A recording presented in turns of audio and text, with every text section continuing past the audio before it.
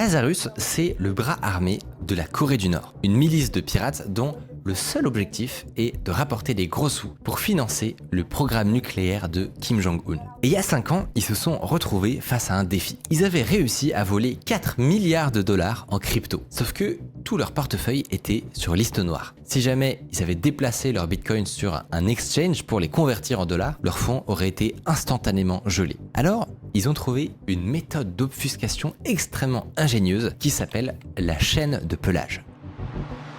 En gros, de temps en temps, sans crier gare, ils se sont mis à déplacer les fonds très rapidement sur un grand nombre de portefeuilles à la suite. En réaction, tous ceux qui les surveillent vont s'efforcer de suivre leurs traces comme ça le plus vite possible, pour ne pas les perdre de vue. Mais tous ces gens vont manquer un détail. À chaque transaction, les pirates détournent discrètement une partie infime du flux vers d'autres portefeuilles. Et c'est ces bitcoins-là qui vont convertir en dollars. Qui plus est, dans une petite plateforme d'échange qui n'aura pas eu le temps de voir ce qui se passait. Et en fait, c'est même pire que ça parce que les Nord-Coréens, pour être bien sûrs de semer tout le monde, faisaient des chaînes de pelage, Et ça fonctionnait.